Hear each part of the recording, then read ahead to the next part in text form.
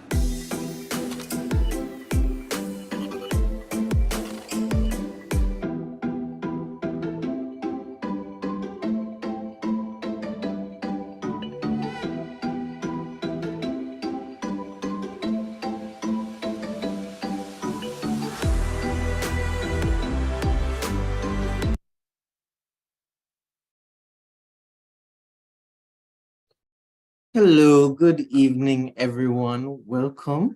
We're gonna start. Let us, of course, open with a word of prayer for giving us an opportunity to gather and share our talents and gifts. It is you who have created us and given us these talents, and we want to honor you with them. Amen. So, passion. Found a very, very interesting quote, and I would want to share it with you guys. So it says, passion will move men beyond themselves, beyond their shortcomings, beyond their failures. And this is by Joseph Campbell. All right. So passion will move men beyond themselves, beyond their shortcomings, beyond their failures. And that is essentially what brought us here, passion. We have a passion for technology. We have a passion for computers. We have a passion for innovation. And I'm glad that you guys have joined us here.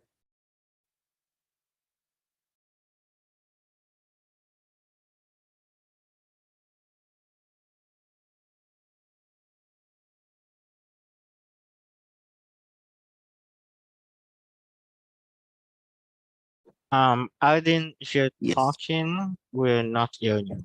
Are you not hearing? Oh, no. Oh, we're hearing now. We're hearing now. Okay. All right.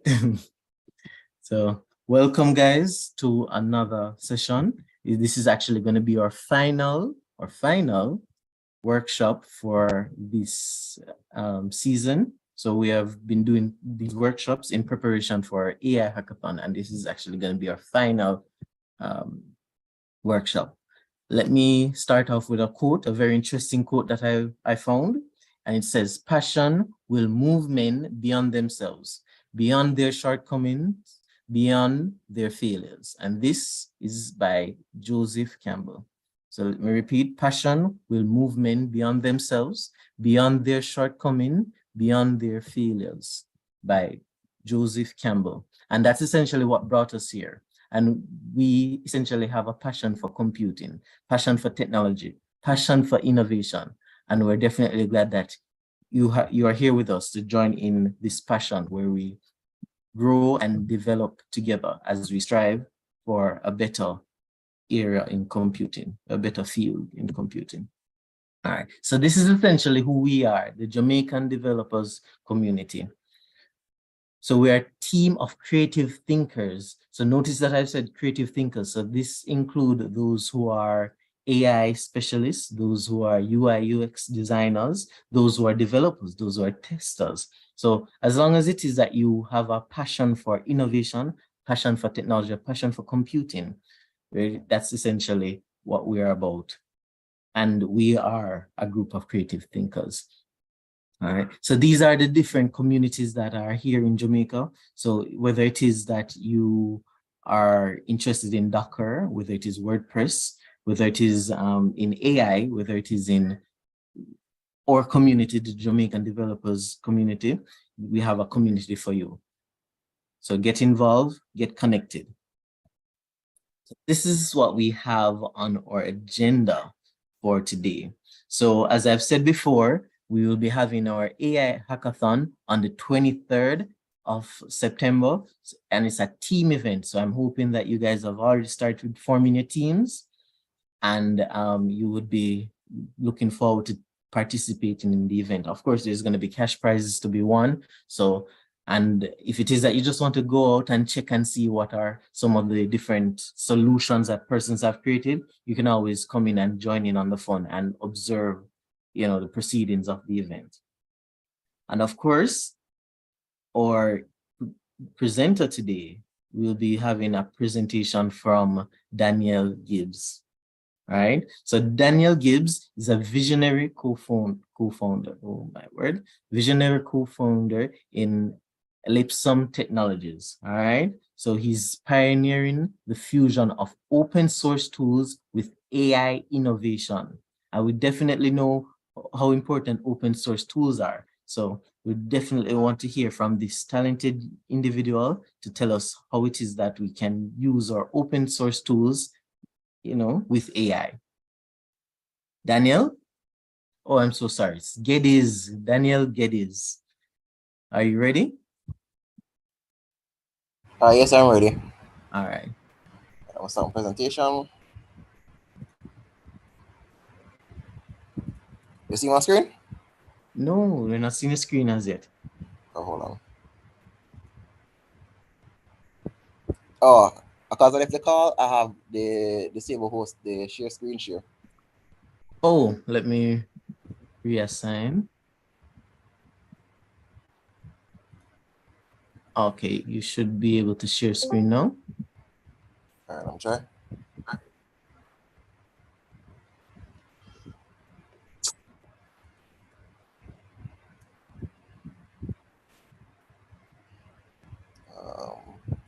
No, it's looking at arrow with sharing screen.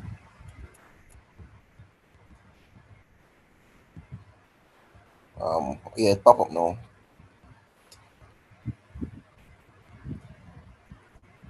Are you seeing the presentation now? Maximizing the efficiency and accuracy and the comprehensive Yes. depth of implementing open source elements. All right, introduction. I'm here to give a comprehensive guide in implementing an open source LLM to maximize the efficiency and the accuracy of the model. So pertain to fine tuning, you have two ways of upgrading the accuracy and the speed. That's the fine tuning and retrieval augment generation. So I'm here to show how to do those today. What are LLMs? Large language models are neural networks that are trained on massive amount of data. You know, data is the way the world is going today now. Every decision is made with data, are backed by data. So LLMs are basically maybe the future. So they can be used for a variety of tasks such as text classification, language translation, and text generations. And the open source element in the world is very vast, but some of the list some popular ones today.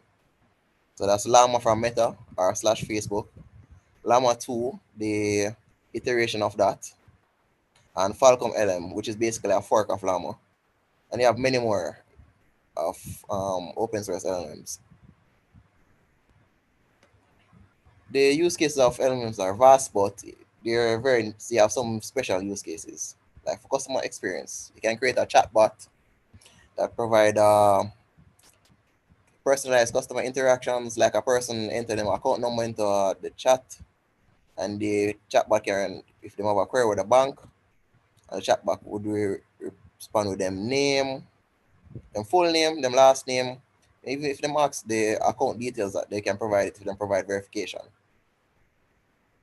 The social media now, you can automate blog posting and marketing. Instead of you have to think up of marketing taglines and slogans, you can basically prompt the LLM to say what you want. Like say, give me a marketing slogan for peanuts. The LLM would just spit it out just like that. After it does the magic that LLMs view to do. Finance. Underwritten loans can decide if a loan is a loss, if it will be a loss before it even is given. You can look at the customer's credit history to make that assumptions. Or the vast, if you have the vast data about the customer, you can look at all of that before making a decision of giving the loan or insurance. And there's many other many other industries, as long as there is rich data to back up the training. So in the previous presentation, I saw them do about the agricultural disease, the disease classification of the plants. That's one of those fields as well. They can implement the LLM for that. All right. There are some drawbacks of large language models. That's hallucination. It make up that is when it make up things that are not true, because it convinces itself that it is true, but in it it's not. And in the speed and cost, the bigger LLM is, the harder it is to run, especially on consumer hardware. So you need GPUs like A100s or some big corporate data center GPUs to run a big LLM, like Llama 70B. That's one of the biggest LLM that's out there now. Well, it previously was. The biggest one is Falcon 180B right now. So it's very expensive to run. Potential bias.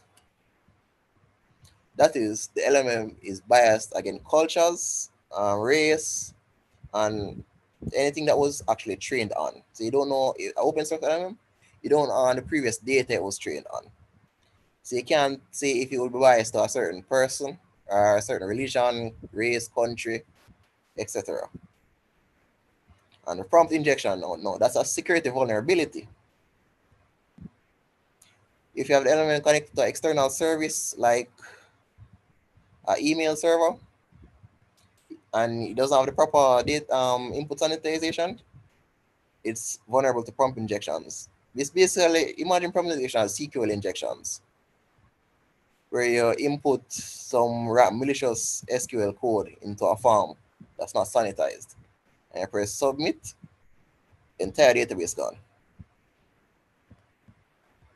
All right.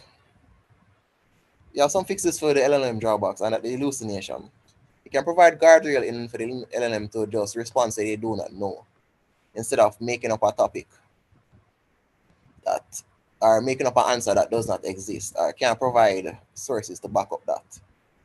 And can be even further remedied with fine-tuning the model and more data to that specific topic area. So like health, you want the LLM to identify cancer cases from MRIs for the brain, so such as those things. So instead of give false positives, it just gives positives. And retrieval augment generation now. That is where you provide the data with every prompt we enter. So it doesn't have to go back in its previous training to go. So it have the data what's analyzed right at the beginning. That's what it would look at to provide a response. The speed and cost issue. That would be dealt with by choosing a smaller model for fitting needs, or choose a model that supports quantization.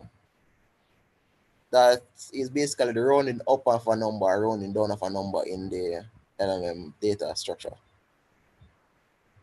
So it'd be less accurate though, and maybe give a speed penalty of taking longer to output responses.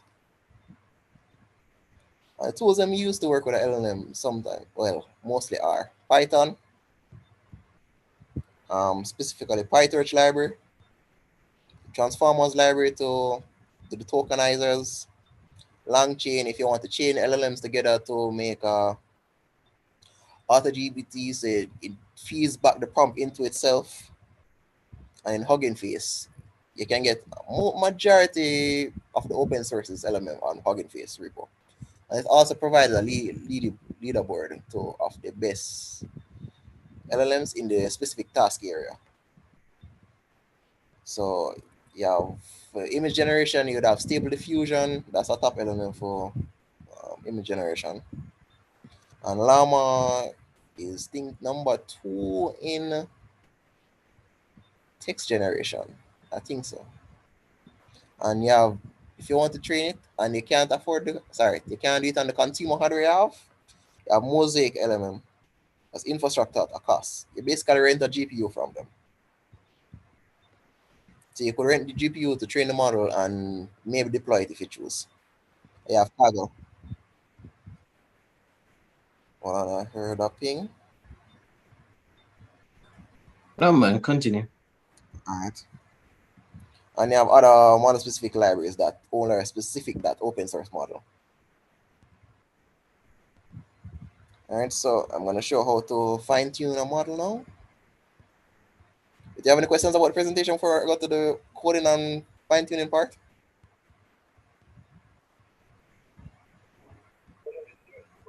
Well, I was just saying, since this accept input, then can be happy.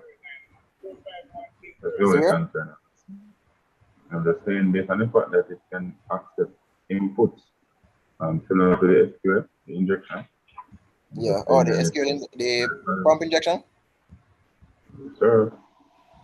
That's only if you actually connect it to the front end. The proper way to do it, you have to just the front end and then send it to the LLMs. Okay, so the display only then. And then the LLM would be connected to backend directly. Okay. Yeah.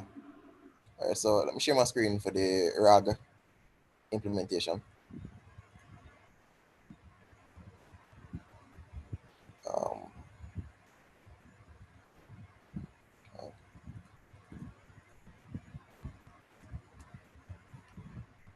You see my VS Code? Yes, we've seen your VS Code. All right. Pick stop.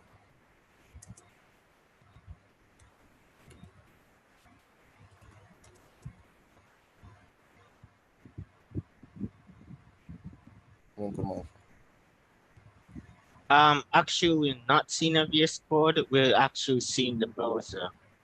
Oh no, something that says it was in the VS Code. Sorry.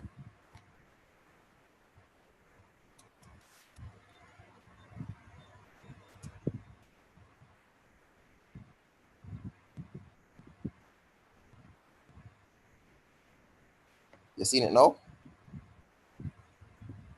No, still browser. Still browser. Share. You would have to try to be share. To share the VS Code, or just share your entire screen, whichever way you want to. Hold on. Try this again. Share my screen.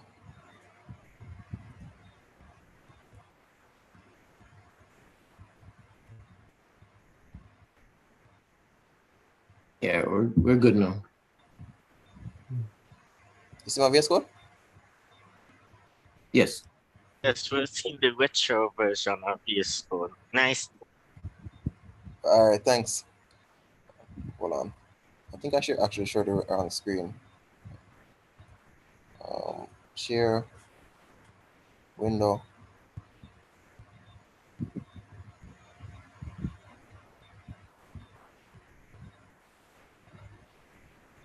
This is the correct screen. All right, so the RAG implementation. All right, I just installed the packet. I just did the requirements.txt install.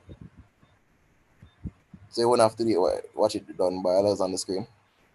But for this RAG stack, we use fast CPUs, Altair version 4.0. Tick token, that's actually tokenize the model as well.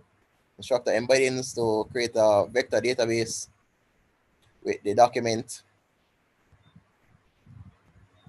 That would be the context.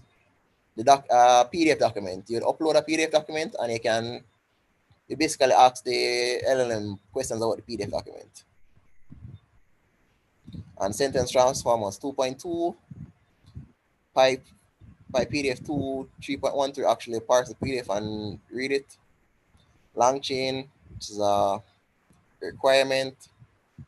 Pydatic 1.1 and Llama Index and Llama Hub. That's because I'm using the Llama model for the examples. So those are the specific model libraries I talked about in the presentation. So if you're using a lot of open source model for differences, you'd have another library to install. Xformers that speed up the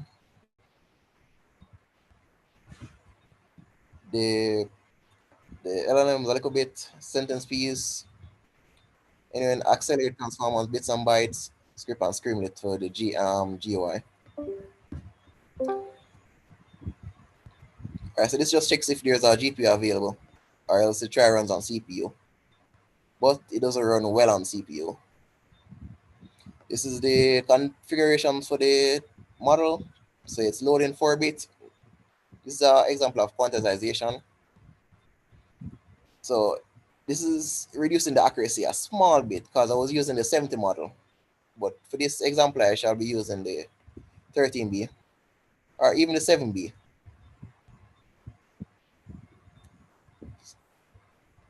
And then you have, the quantization, we reduce the data something. This is my hotkey for the Hugging Face, we need from Hugging Face for access the repos. Oh, Llama is a gated model, so you have to sign up with Meta first before you can get access to this model. But majority of the open source LLMs are just out there. You can just put the name in the model ID, the hard code, stop list in case it's running the place where it start an infinite loop. So if it takes the human saying more than once, just stop it. All right, this is where I get the model from Hugging Face. So here I have the token. We need all these in the token when you get to the model. Here I say because it's cached. It's cached in the model folder. But right now it's not cached because this is a new install on this VM. So I'd have to download it. So that's why I choose the 7B. That'd be much quicker for this presentation. So this model config, what is loaded from up here.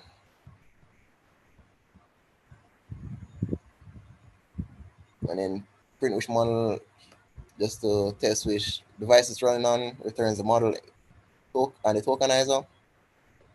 Oh yeah, all specific models have different tokenizers. So it's model specific. So you have to say this up here so to get the correct tokenizers from Hugging Face.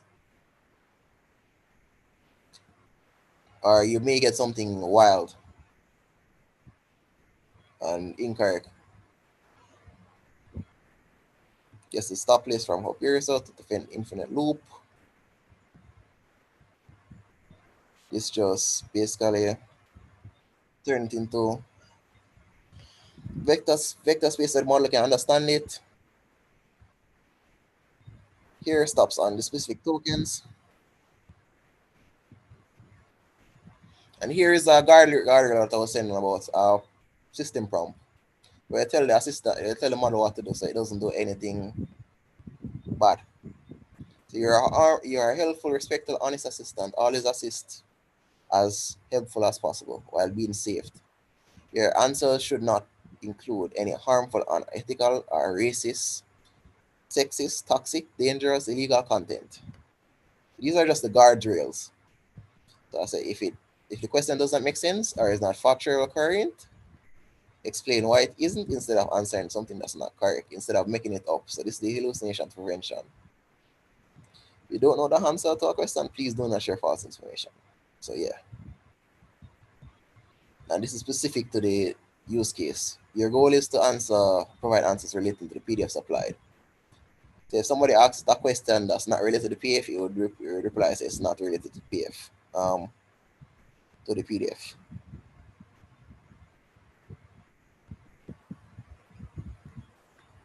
All right, this is where I deal with the model now in the transformers pipeline.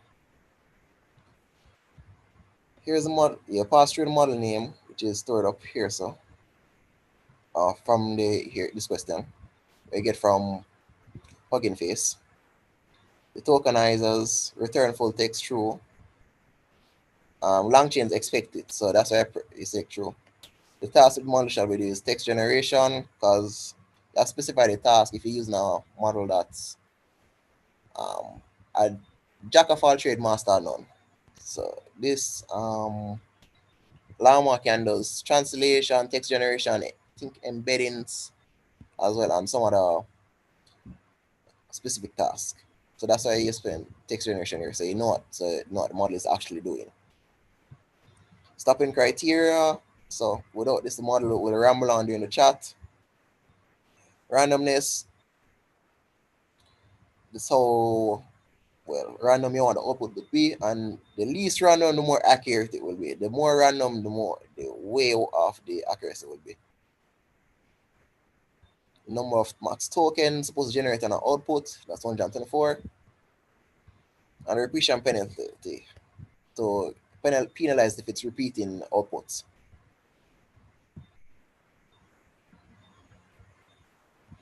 Here's created a pipeline up here, so and now you pass it into a Hugging Face pipeline. That's used to inference the model, to pass questions to the model. Without that, the model not gonna run. And the model won't get information. And then here is just where I parse the PDF of the words and splits it into, it's parse PDF right here, so this function. And the next one is where I split it into chunks. So it can into the model in chunks, or into the vector database in chunks. And I'll put an overlap in just in case something get cut off. Maybe it's not information. If it's import information, you will not get cut off. So the chunk side is 1,000 words and 200 words overlap each chunk. So the beginning of the new chunk will have 200 words of the previous chunk. And length function, where you specify which length function is used and returns the chunks in words. Now here, we create a vector database where you model the query. And to do that, actually use another model to do that, to create the embeddings. Embedding is where you create the text to word to numbers that are related. So the vector database will have numbers, basically a big number set, but the numbers are related to one another in a context. All right, so get the model right here for the embeddings. I don't have to download it because this model can run on the Hugging Face API and access it by the embeddings function. So I just call the model name.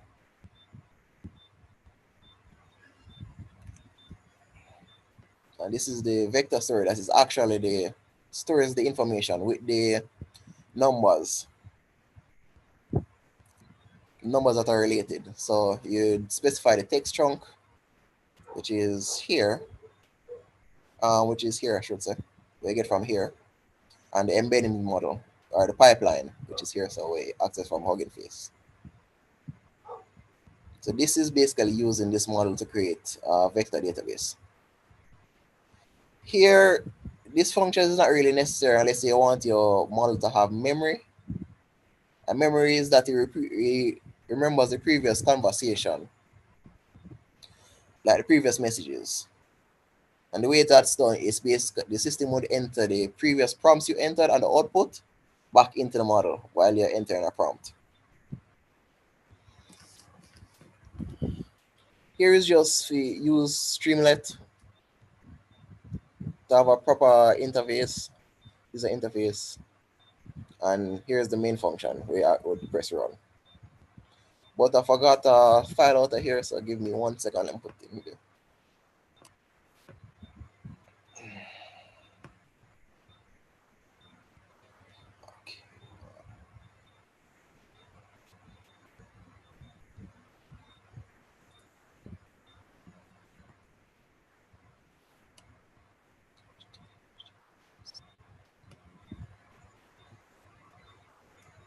So let me see. When you want the model to remember the previous conversation, that's where you can go back to that function.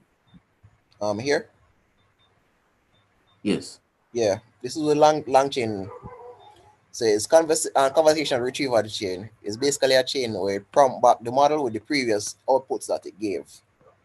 Okay. And would there now be a cost in terms of the response time based on the fact that the previous conversation? There's no well, it depends on the model you're using. A larger model would give a longer response time because it's more accurate.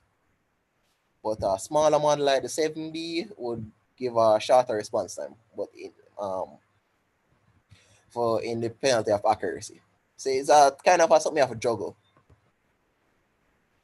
How fast you want it or how accurate you want it. You can't have both.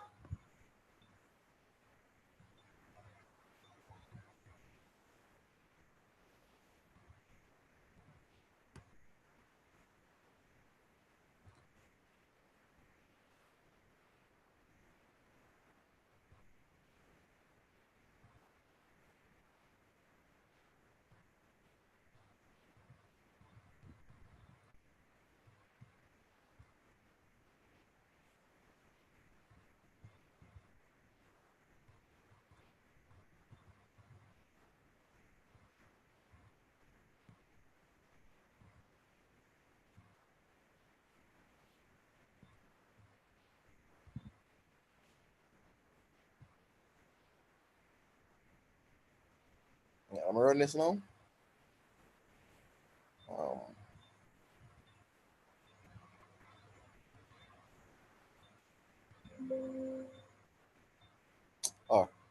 Guess I have to do it earlier.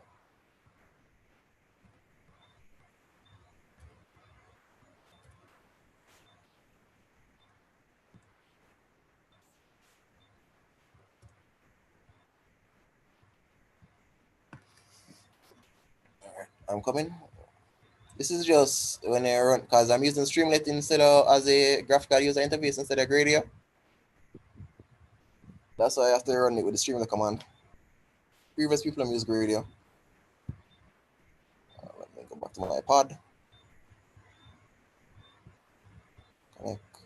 TCP connections, external.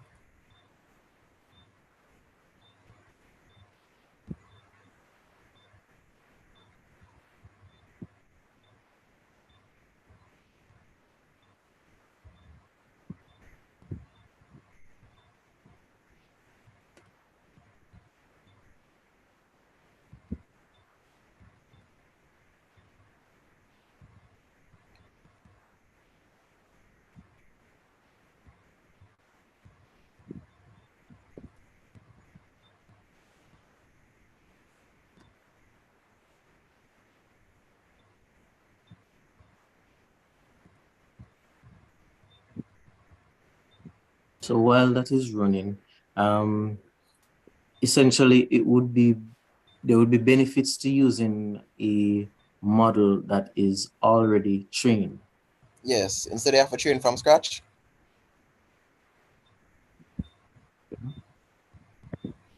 Yeah, you just use a model that's already trained.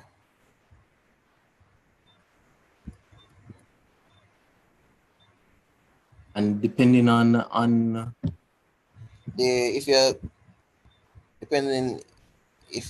task, if you want it, you need to fine tune it though. If basically a production. to make it more specific to Your what use it is that case. you're okay. All right, I'm gonna share my screen to the app. What should be running right now.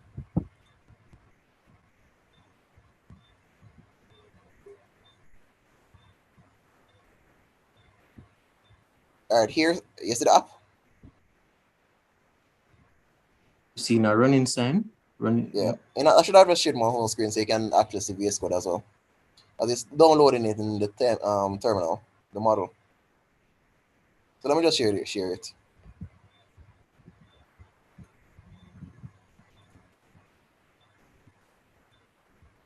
Share whole entire screen. All right, here, see, it's downloading the checkpoint files are shards of the model. Most models are made up of shards, and I should have downloaded this before. Most models are made up of shards, and this is the safe tensor file that the model runs on. So that's basically the brains of the model is downloading from Hugging Face. Here says the tokenizers where you got the model information, and the config file where I say is specific to each model. And it's just wrapping it in the model. So now it's just downloading the model shards. It shall take a while though. Hold on. This will take a while. Let me see if I should have a cache file for the model. All right, now let me kill the program and download a smaller model.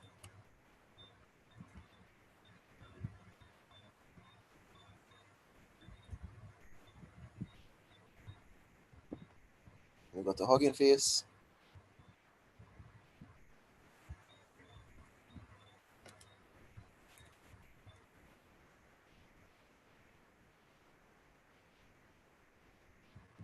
This website I was talking about that we serve as a model repo, basically. Hold on. Hugging Face DNS not found. Oh. I think the DNS server was bugging. And here is the biggest model in the existence at the moment. The Falcon 180B. So it's trained on trillions of parameters to give a input. And it says it outperforms Llama 2, stable LM, Red Pajama, MPNMT, and it's supposed to be on the top of the leaderboard. Open the leaderboard is where it give the ranking status for the open source models. So if you publish your model here along with the data that's backing it, or the training, the question, the test papers that it did and has the results, you'll see. So currently, which one is this?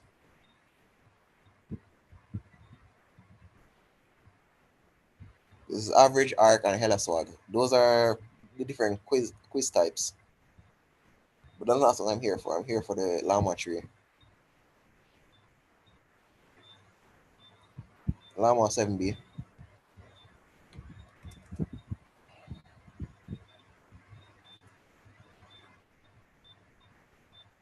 I know, probably soon done. Extreme, sir. I don't think I need to stop it then. Oh, large language models are very huge. I forgot to mention that. So this 13B model from Meta, it's about 30 gigabytes. And Llama 70B, which is the largest from Meta, is 150 gigabytes. So they're very large. That's what I call a large language model. And we can understand why it is large, because essentially English language is very dynamic, and there's also those persons with spelling errors, and we expect the computer to still be able to understand what was being asked of it. Yeah, and the parameters them. The more parameters it's trained on, the more it correlates with size. The more parameters, the better it will be, but also the larger it will be. And sometimes slower if you don't run it on a proper GPU or quantize it. So basically round up the float numbers to less accurate numbers. Just like how you're measuring, if you get a 0.6, you would round up to a flat whole number. So quantization make it faster and smaller, but it reduce accuracy. So I don't think this is the true size of this 13B model, because I'm running it in 4 bits. If it was 8 bits, that would be, I think it would be 50 gigs or so. Yeah, around 50 gigs. So I'm just waiting for the shards to download. Okay, so while it continues to download, could we look back at the quiz? Well, or the fine tuning. Which quiz? You mean the test, the leaderboard? Or yes. Leaderboard? Oh, all right, hold on.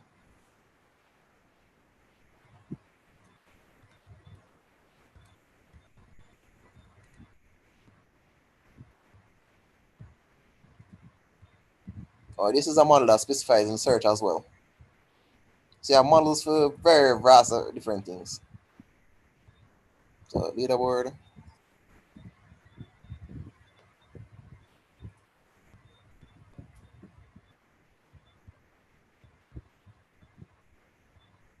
So this you can use and select it. This is precision. Flow 32, that's without the quantization. And float 16 is with the quantization. So this tells you if it's able to be quantized or not. And this tells the model size. If it's unknown, it's unknown. Less than 1.5 dB, that's things that's around a gig. And if it's greater than and up further, the more inputs you can take are trained on. Show gated models that are the Llama is a gated model you have to apply for, get access to it. So the current model that's number 1 is Fashion GPT. It says, why is the model card empty?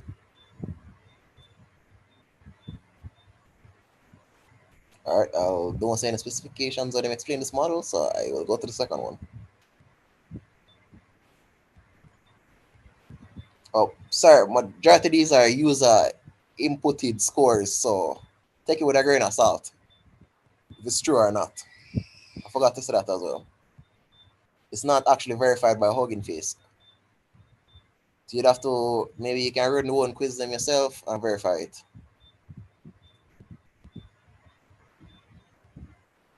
Okay. So where are we with the download at this time? Huh?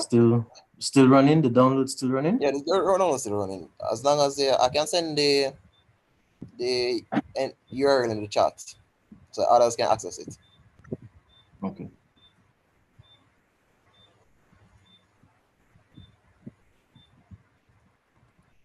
So once it's just saying getting tokenized model, that's just downloading model from Hugging Face. I should have downloaded it earlier, but I never expected that the internet speed to the VM would be this slow, because usually it's not. I'm running this on a VM because the machine I have right now doesn't have a GPU, and model LLMs work way better on GPUs than CPUs. That's why you have companies that specialize. Well, Nvidia does making a lot of money because they're marketing their GPUs to AI data centers. Chat.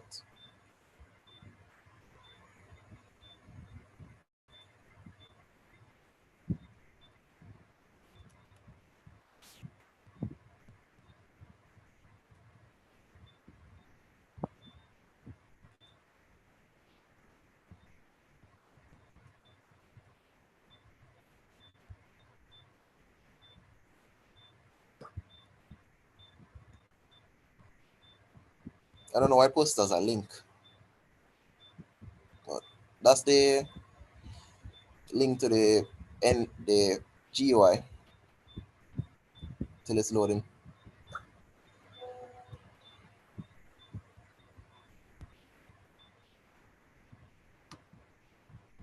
All right.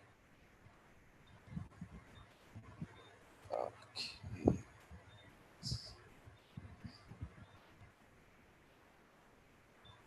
All right, so on the second to last shard now, and the internet speed is moving much faster.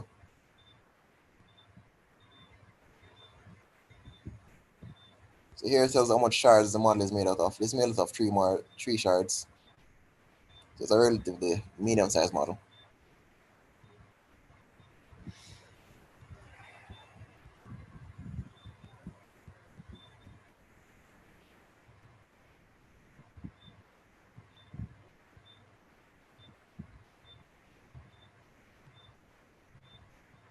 So if it is that we wanted to create a AI system that could answer questions on volcanoes, for example, essentially we would put a PDF document with volcano information in the AI. Yeah. After which the AI would actually would scan through the PDF and right. and try to find match to what you do.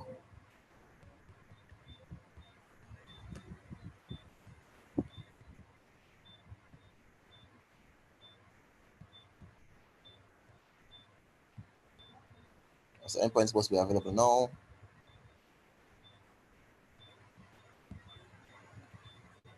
Already download the model, so it's just loading the model into the pipeline now. That's why it says loading checkpoint shards. It's running on GPU now, so it's saying model loading on CUDA 0. Since there's one GPU in this VM right here. So press process. I put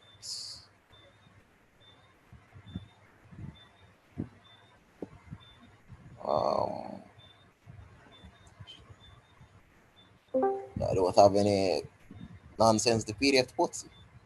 I'm sure this one should be some small and actually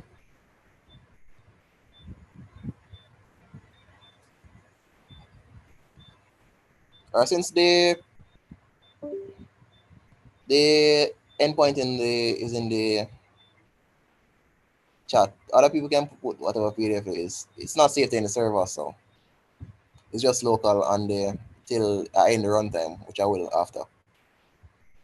So it's just parse the PDF. Right now it's processing. It's parsing the PDF and to create it into a vector database. So I should go down here and see it. No, I didn't put that in there.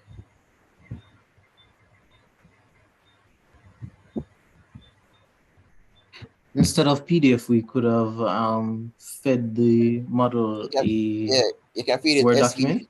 Yeah, if it's set to Word documents, but this one I just did on a PDF.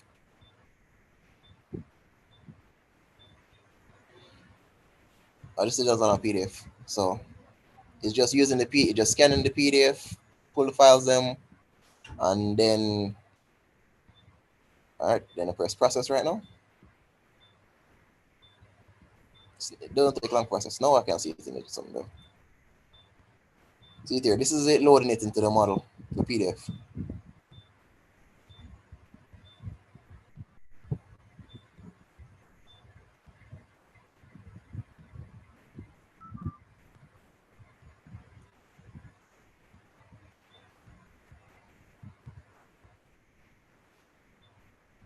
Just loading the model into the PDF right now via the vector store.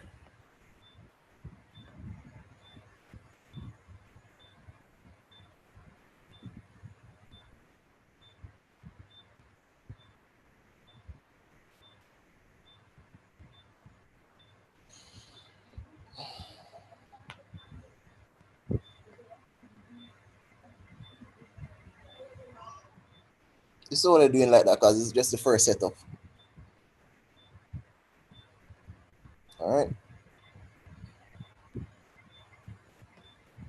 Should be ready now. Yep.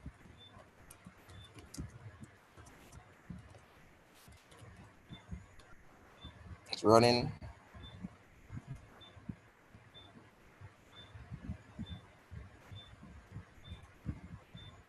Here it is.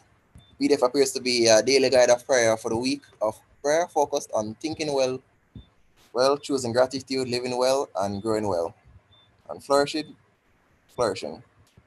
It includes a variety of activities and exercises to help individuals cultivate positive emotions and mindsets, such as making a positive poster and creating a promise box. The guide also includes a Bible verse for each day. So that's what's in this PDF. I shall open it and show you.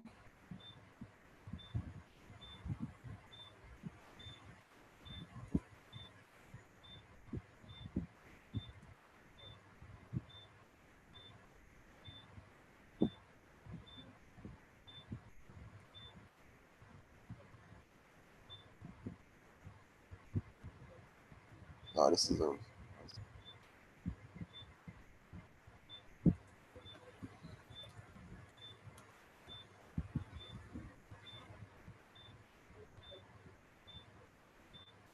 think it had something about health in it, in the name. health in it. Oh, sit here. Yeah. Sorry, it was on a different name. Okay. So it took all of this what was in the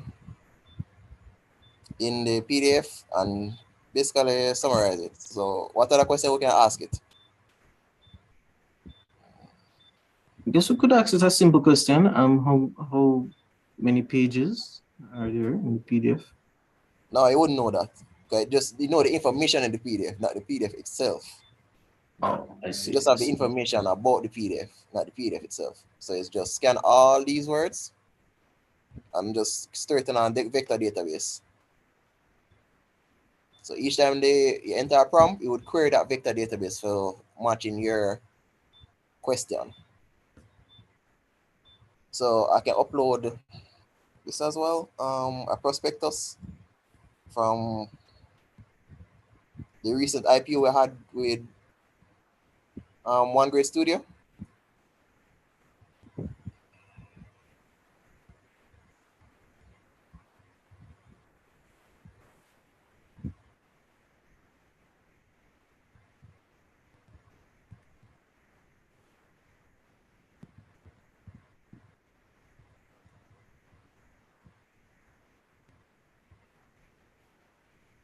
A PDF kind of big deal, man. Yeah, it's 200 words. It's not supposed to take that long. Because I'm running this on an A100 right now. It's just the internet speed to the VM. I don't know why it's taking being so slow. It's usually faster than that. Oh, here's where I'm renting the GPU from, a company called RunPod. They just provide a VM as a GPU as a service.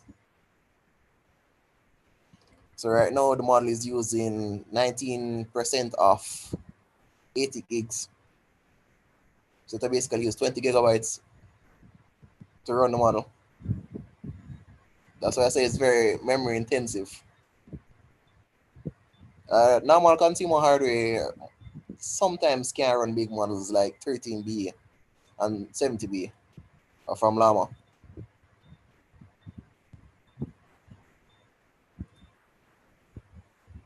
That's an example on costs.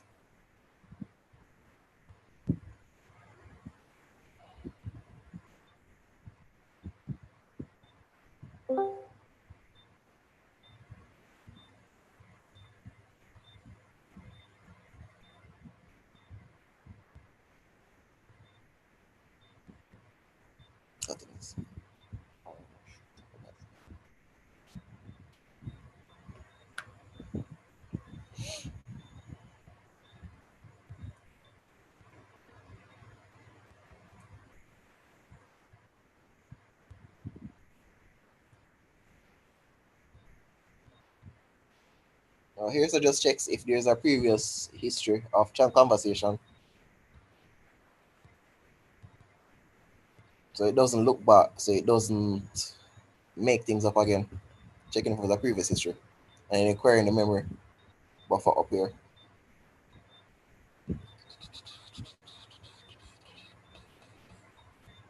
All right, so upload.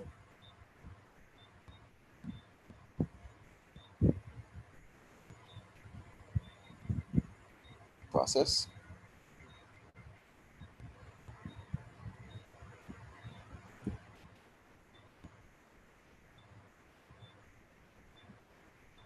All right, there's no spike.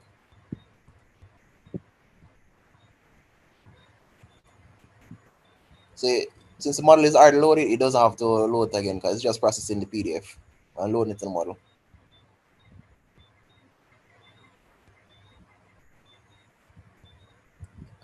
Yeah, hold on.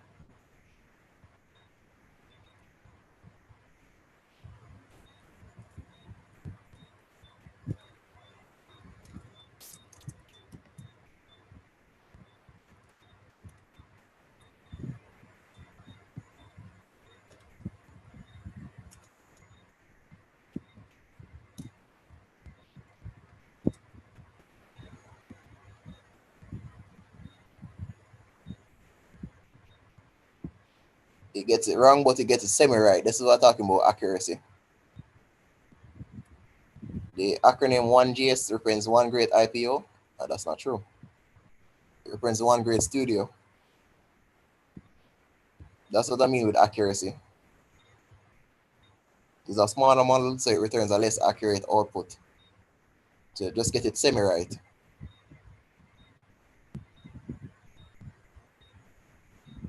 And that's retrieval augment generation, where you enter the data with every prompt. That's it basically. So that's it? Yeah.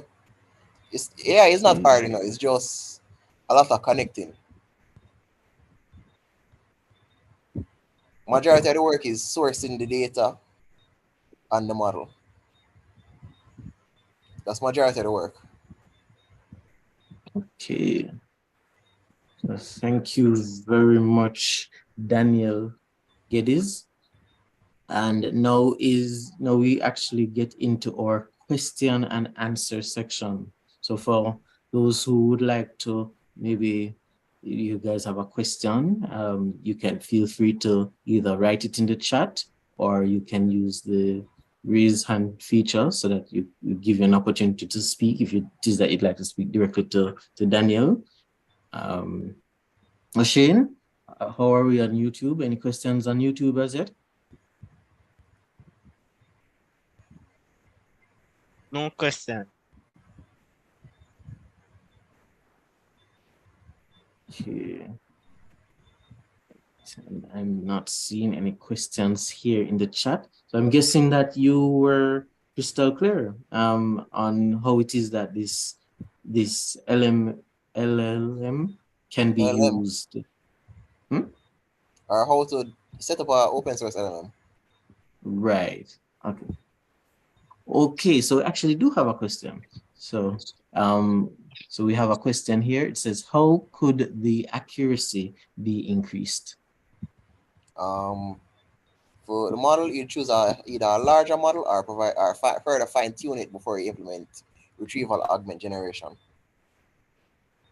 So if it's a model that's specified to do, say, customer care, would be trained on customer or questions that pertain to customer care, like say a customer asks, my bill is X and X, and you'd have a response in a list format. So the question would be in one side or one index, and the list would be, and the answer would be in another index. It provide basically run through that data set about, maybe if it depends on the size of the data set. If it's a 1,000 line data set, yeah, it can maybe run through it about 3 times to improve the accuracy. Yeah, 3 times to improve the accuracy. But accuracy is improved by further fine tuning and providing with more data. So you could get a smaller model and fine tune it to your specific use case.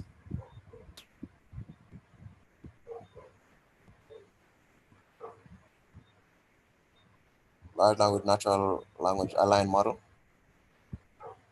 You mean a model that's aligned with the natural language, they're per se in translation, or just understand the human input?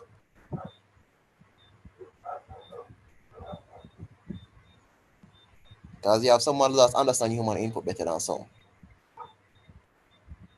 They can give it gibberish and it's like ChatGPT and it still pick up what you answer. But ChatGPT is an open source, so you just access it through an API.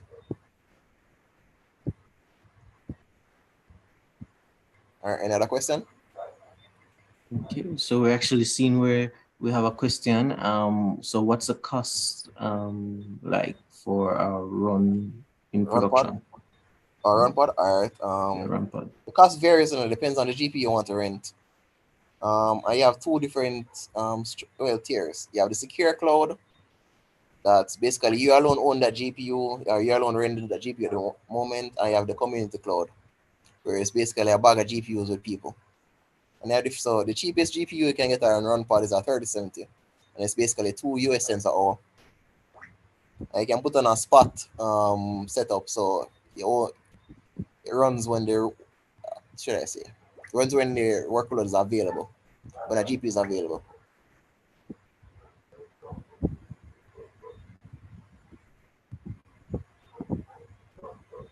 Okay.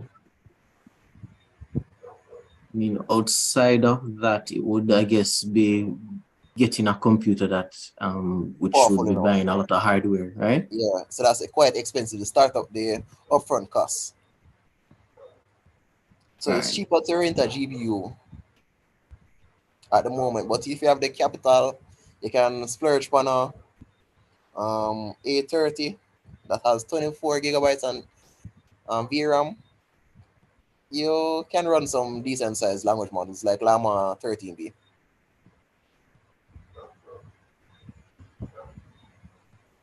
Okay, so I think we actually have more questions from Bennett. Bennett, LLMs can run at home. The T5 model. Let me get the correct name.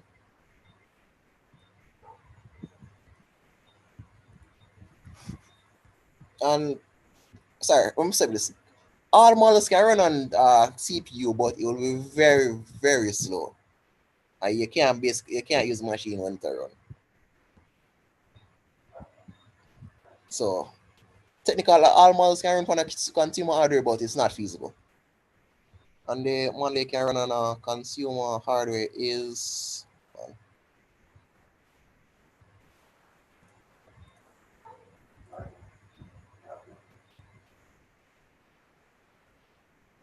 you have these Alpaca GPT-4. So this is it. I've run this on my laptop already. The one with the GPU. It has I think 8 GB of VRAM for graphics card. So it's can run on the consumer GPU. I'm putting it in chat.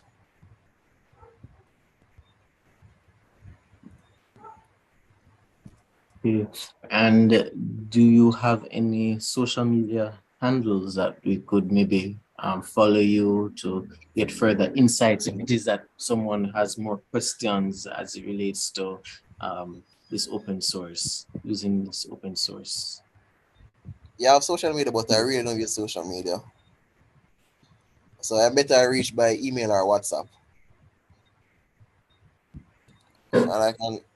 And I think I sent you there already, so you can share with others. Yeah, that's another GPT. It's another GPT all model. God bunny. Yeah, it does. It come with a front end. The front one is built on Gradio.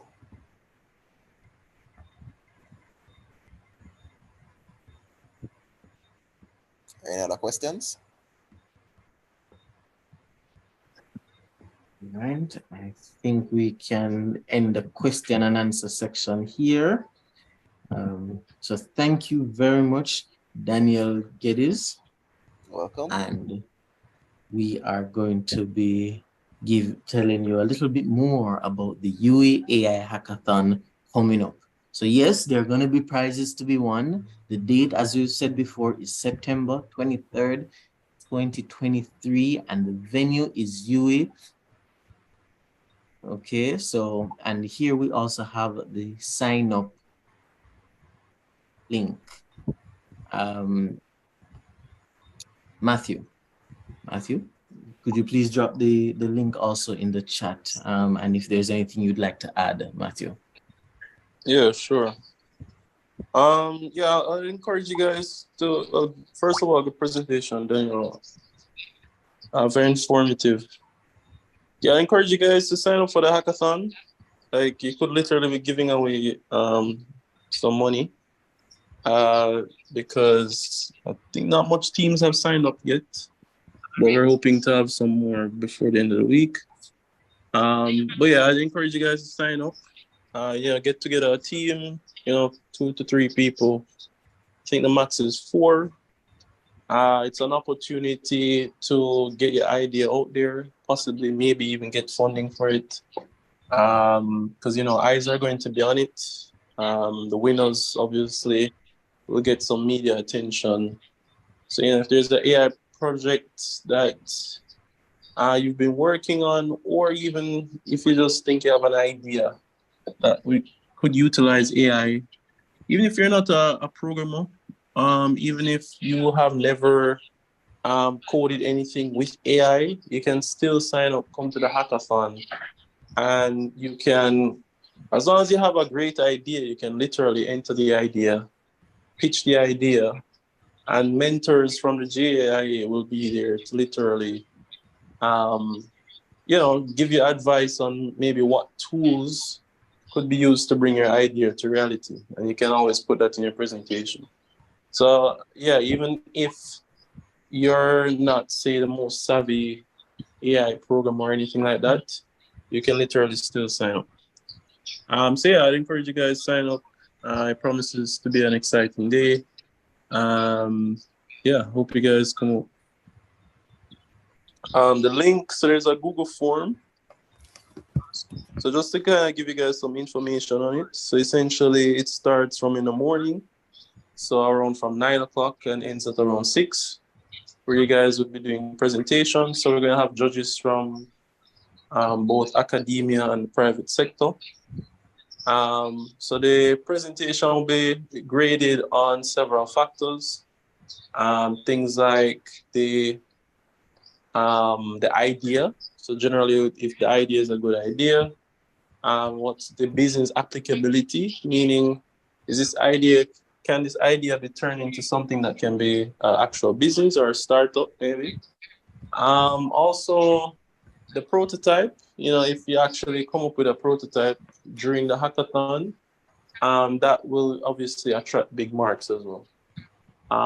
So technically, you could present without a prototype, but obviously you get more marks if you have one. So yeah, I think that's pretty much it. Let me actually drop the link right now to the hackathon or the sign up form.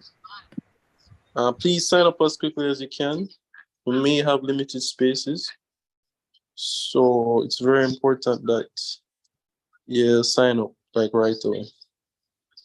Let me see. Give me a second. I'm trying to access the chat.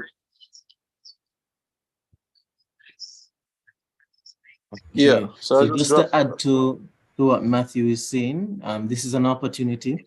We've done 5 weeks of workshops centered around AI. So essentially, you've already had a running start as to how it is that you can possibly capitalize on some of these prizes that would be given out. So, definitely looking forward to seeing how it is that we can improve and solve problems using AI.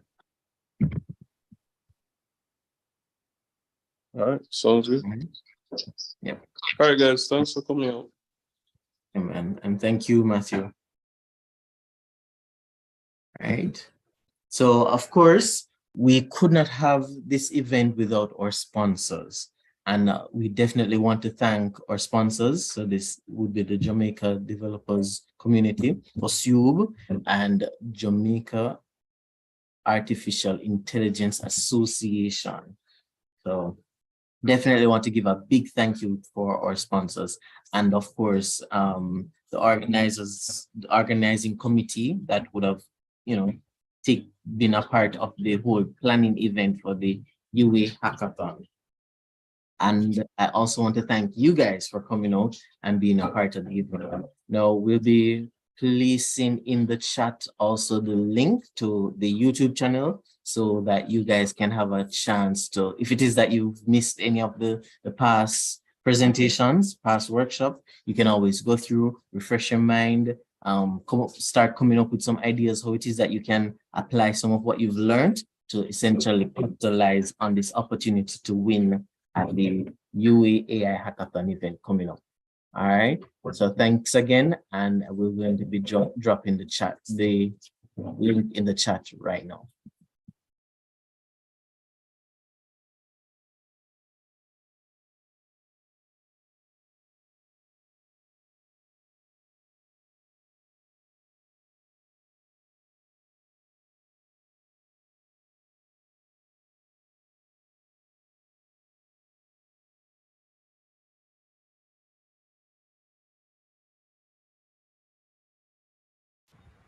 I know it's last minute, but I can share a cola with everyone to how to actually fine tune a model. Google Cola what I made. Okay, thank you so much, Daniel. So guys, it has been a pleasure. Feel free to drop at any time. And thanks again for joining us on this AI journey. Have a great evening, everyone.